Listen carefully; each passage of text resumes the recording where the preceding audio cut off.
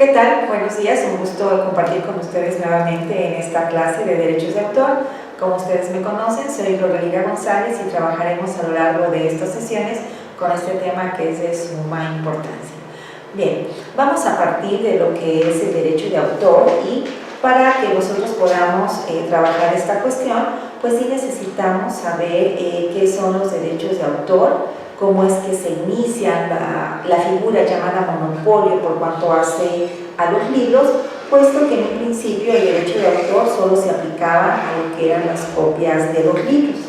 Aquí sí tengo que hacer referencia que el material con el que vamos a estar trabajando es con las diapositivas que ustedes están viendo y asimismo también con la Ley Federal de Derechos de Autor. Bien, para poder platicar de los derechos de autor y bueno, qué es lo que la ley nos permite registrar y qué es lo que la ley nos reconoce como derechos de autor, pues tenemos obras teatrales, musicales, pintura, fotografía, grabaciones sonoras, películas, programas de ordenador, entre otras. Estas son las únicas figuras que la propia ley nos permite a efecto de registrar. Y como bien sabemos que cada país tiene su propia normatividad a efecto de proteger los derechos de autor, pues aquí tenemos que hablar un poco de lo que son los antecedentes históricos en materia jurídica. También lo vamos a platicar en materia social, en materia económica también, en relación a los derechos de autor. Y bien, bueno, pues aquí en esta diapositiva ustedes van a hablar van a checar lo que es el convenio de Berna y las directivas europeas de derechos de autor, pero aquí yo también quiero hacer un comentario. Como todos nosotros sabemos, la Iglesia ha tenido una injerencia suficiente y bastante en los diversos aspectos y sentidos de la vida y de la nación, y en materia de derechos de autor tampoco fue una excepción. ¿Por qué? Porque antiguamente los únicos que sabían leer y escribir pues eran los sacerdotes y alguna que otra persona de la clase noble, de la monarquía, de la nobleza.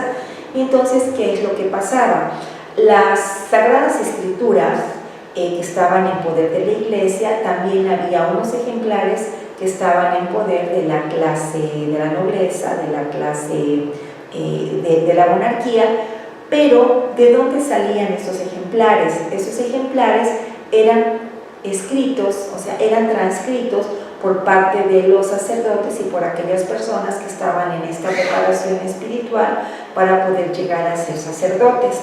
La Iglesia, para que un miembro de la nobleza, un miembro de la monarquía, pudiera tener un ejemplar de las Sagradas Escrituras, les decía que no había ningún pago, que no se generaba ningún pago por el hecho de que se transcribieran estas notas, pero que sí pedían una donación que fuera suficiente, bastante, para que la Iglesia y los miembros de la misma pudieran comer bien, pudieran satisfacer sus necesidades. Es decir, la Iglesia les decía, solamente necesitamos un donativo, necesitamos una aportación, no te lo estoy cobrando, pero finalmente eso es lo que la Iglesia hacía, pedía un pago, pero el concepto era donación. Ahora, cuando las personas, algunas empiezan a aprender a leer y escribir, porque también miembros de la Iglesia, algunos sacerdotes, empezaron a enseñar a escondidas de la propia Iglesia y del propio Estado a leer y escribir a algunas personas, esto tarde o temprano se sabe, sale a la luz, y las personas fueron sacrificadas por la Iglesia y por el Estado por trabajar y por contravenir a las disposiciones del clero y del Estado. Cuando las personas, cuando la prole, cuando la clase esclava, cuando la clase pobre empieza a saber escribir, aprende a leer un poco, empiezan a escribir. Y esto genera un conflicto muy fuerte de intereses para la Iglesia y para el propio Estado. ¿Y qué es lo que hace el Estado? El Estado le dice, a ver, Iglesia, ven y dime qué vamos a hacer, porque te informo que algunas personas están escribiendo. Y eso no es conveniente ni para ti, Iglesia, ni para mi Estado, porque podemos llegar a tener serios serios problemas si empiezan a manifestar sus ideas. ¿Qué es lo que hace la Iglesia? ¿Qué es lo que le aconseja la Iglesia al Estado? Le dice, ¿sabes qué? Déjalos que escriban, nada más los vas a condicionar. Si ellos escriben algo en contra de la Iglesia o en contra del Estado, ya sabes lo que tienes que hacer con ellos y obviamente no se va a dar a conocer lo que ellos escriben. Esto lo toma en cuenta el Estado, lo da a conocer a las personas, lo da a conocer a la sociedad, a la población, con la condición que no tienen que escribir en contra de la Iglesia ni tienen que escribir en contra del Estado. Pero venía una condición más, y la más importante. Si lo que tú escribes no habla mal de la Iglesia ni habla mal del Estado, no te preocupes, puedes escribir, pero esas publicaciones pasan a poder del Estado. No hay nada, ni poder humano, que se pueda acudir, al que tú puedas acudir para que se te confiera o se te reconozca el derecho de autor. Ese es un apapacho que el Estado y que la Iglesia dan a la población para que estos puedan escribir, lo empiezan a hacer, y todo aquello que el Estado palomeaba como positivo, es decir, que todo estaba a su favor, era ya propiedad del Estado y era propiedad de la Iglesia. Pasan los años y la gente empieza a inconformarse nuevamente. Dicen, bueno, ¿por qué? Porque todo lo que yo escribo, si a ti te conviene, es tuyo y no se me reconoce a mí como el autor de esta obra. Ahora, ¿qué es lo que sigue? Le dicen a la población, no te preocupes, vas a poder escribir siempre y cuando que no sea en contra del Estado, siempre y cuando que no sea en contra de la Iglesia, y se te va a quedar a ti, pero no lo puedes difundir. ¿Qué es lo que pasa? Entonces ahí es cuando la gente se empieza a inconformar, y como lo estamos viendo en esta diapositiva, nos dicen que los derechos de autor se han normalizado en cierta medida a través de acuerdos internacionales. ¿Y esto qué quiere decir? Que también ha sido a nivel regional, y en primer lugar podemos hablar del Convenio de Berna y de las directivas europeas de derechos de autor. Aquí, pues obviamente debemos nosotros de ver que hay consistencia entre lo que son las leyes de la propiedad intelectual de las naciones, porque cada jurisdicción tiene leyes distintas y separadas y diversos reglamentos sobre los derechos de autor. ¿Esto qué quiere decir? Que cada país, que cada estado tiene a su interior una propia norma que regula lo que son los derechos de autor, y a nivel internacional sí existe el Convenio de Berna y las directivas europeas de derechos de autor. ¿Qué significa? Que se han creado, que se ha formado este Convenio de Berna precisamente para proteger los derechos de autor, y que los Estados miembros de este tratado internacional y de este convenio, los que han firmado este Convenio de Berna, a su interior tienen que tener todos y tienen que adecuar sus normas a efectos de que se pueda proteger los derechos de autor. En la siguiente diapositiva ustedes pueden encontrar que en ese momento los derechos de autor no protegían las ideas, solo su expresión o su fijación. En la mayoría de las jurisdicciones, y esto que quiere decir de los lugares, los derechos de autor van a surgir por la fijación y no es necesario ser registrado. ¿Qué es lo que tenemos hasta este momento? Puedes escribir, pero no se te registra, no se te reconoce como tal tu derecho de autor. Los dueños de copyright o derecho de autor, como se le conoce también, era un derecho exclusivo y legal para ejercer el control. ¿El control sobre qué? Sobre la copia y todo tipo de explotación de las obras que durante un periodo específico de tiempo, y en el trabajo pasaba a ser de dominio público. Ahora, ¿qué es lo que nosotros debemos entender como derecho de autor? Y eso también lo establece la Ley Federal de Derechos de Autor. Nos dice que es un conjunto de normas o principios que regulan los derechos morales y patrimoniales que la ley concede al autor o a los autores. ¿Por qué a los autores o al autor? Porque podemos tener obras colectivas, lo podemos tener con diferentes autores y no hay ningún problema, la ley lo permite. Y se dice que por el solo hecho de una creación literaria, de una obra artística, científica, dice, tanto publicada o que todavía no se haya publicado, nosotros tenemos el derecho de autor. Aquí también es importante señalar que la ley de la materia señala dos tipos de derechos por cuanto hace al derecho de autor. Por un lado encontramos el derecho moral y por el otro lado encontramos el derecho patrimonial. ¿A qué nos referimos con el derecho moral? El derecho moral es el que le va a asistir y el que le asiste al autor de la obra por los siglos de los siglos, a diferencia que el derecho patrimonial es aquel que le atañe única y exclusivamente al que esté explotando o se vea beneficiado económicamente con la obra. Vamos a poner un ejemplo. Si yo escribo una obra y la registro, el Estado me reconoce el derecho de autor. Tengo y estoy disfrutando del derecho moral. Pero si yo vendo mi derecho de autor, quien lo explote, quien venda, quien tenga un beneficio económico de la venta de mi obra, es quien va a disfrutar del derecho patrimonial. Ahora, aquí ustedes tienen que recordar lo que vieron en clases anteriores de su maestría y tuvieron que hablar de los bienes.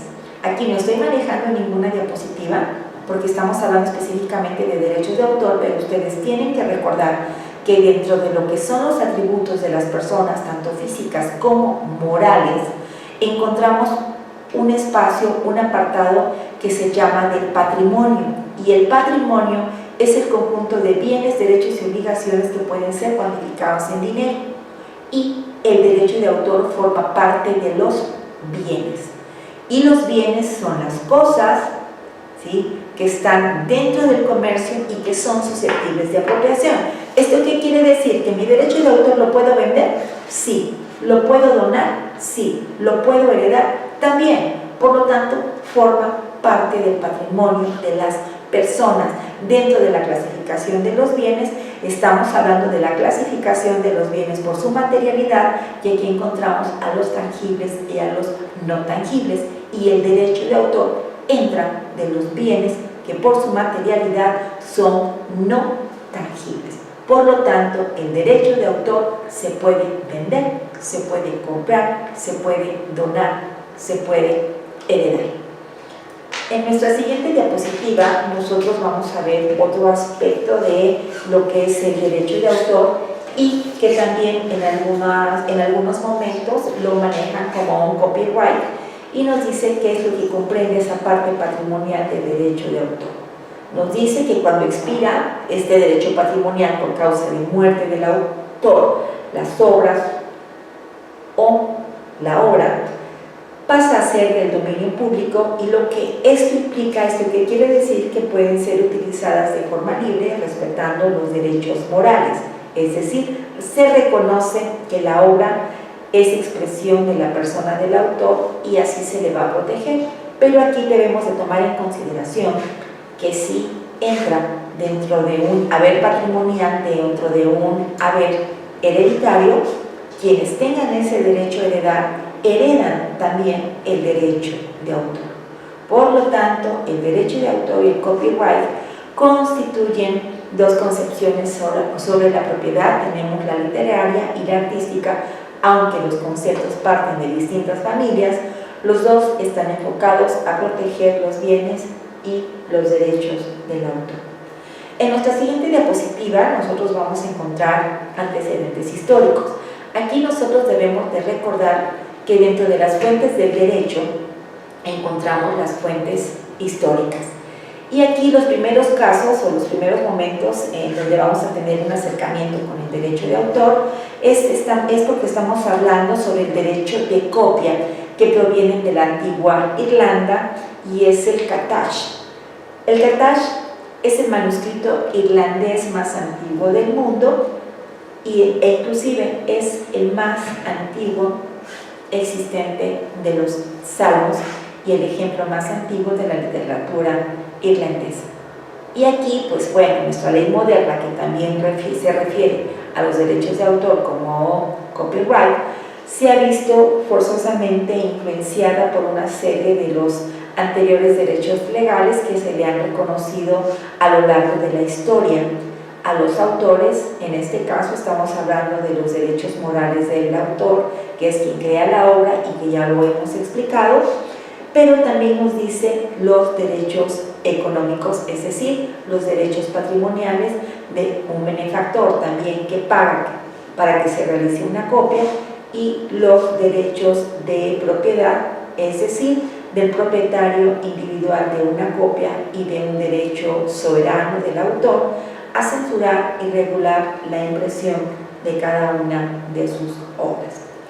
Antes de que nosotros tuviéramos oportunidad en nuestros aparatos móviles, en todos los avances que tenemos en la tecnología, pues en el occidente, antes de más o menos a mitad del siglo XV, los textos se copiaban a mano. Recuerden que les comentaba que los miembros de la iglesia eran los que se dedicaban a transcribir, ¿sí?, lo que era solicitado a la iglesia, repito, eran copiados a mano, y pues obviamente se escribía un pequeño número de textos y que generaba una inversión en cuanto a tiempo, y que eran pocos los casos en que se tenían que poner a prueba estos derechos. ¿Por qué? Porque no existía ninguna norma que los protegiera. Ahora bien, durante el Imperio Romano, aquí hay un periodo donde se habla del comercio de los libros, pero no existía tampoco el derecho de autor, ni había ninguna regulación en cuanto a esto, y la copia ocurría habitualmente entre los libreros profesionales. Aquí nos llama la atención de qué son los libreros. Bueno, pues los libreros eran las personas que se dedicaban a transcribir obras y las podían vender. Por eso es que estamos hablando de los libreros profesionales.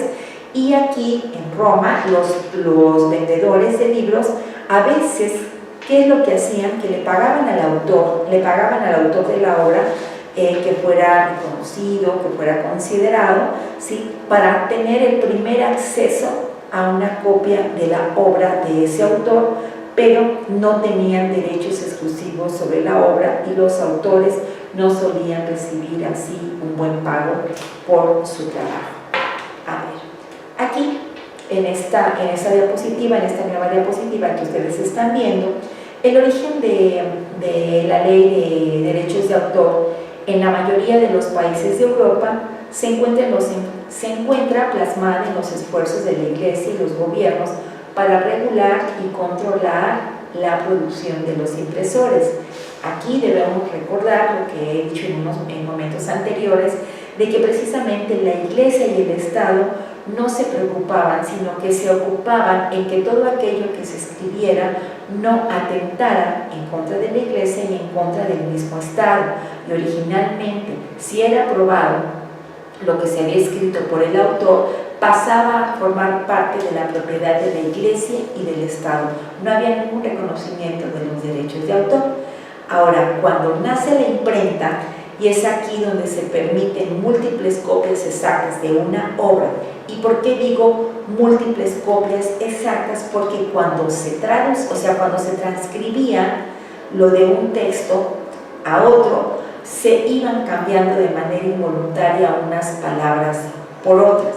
Y por eso es que a veces nos preguntamos realmente cuál es el texto original.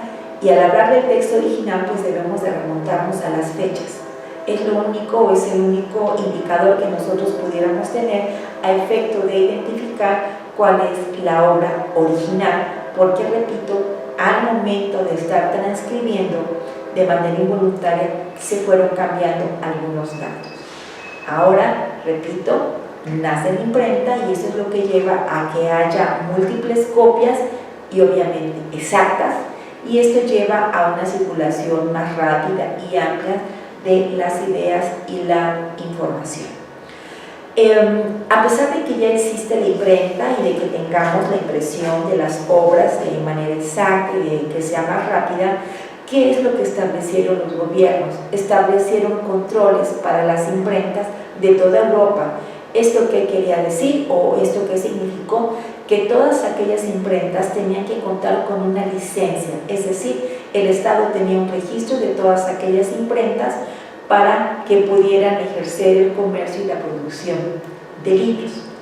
Las licencias que el Estado otorgaba era por un número determinado de años, pero les permitía imprimir durante todo ese tiempo, pero con la salvedad de que otras imprentas estuvieran imprimiendo lo mismo que ellos. Es decir, tu imprenta de esta zona vas a imprimir novelas y no puedes imprimir nada más. Tu imprenta de esta otra zona vas a imprimir poesía. ¿Esto qué quiere decir? Que se delimitaba lo que podían imprimir las imprentas, pero también, que es lo que nos decía, que esas licencias que otorgaba el propio Estado solo podían imprimirse en ese territorio.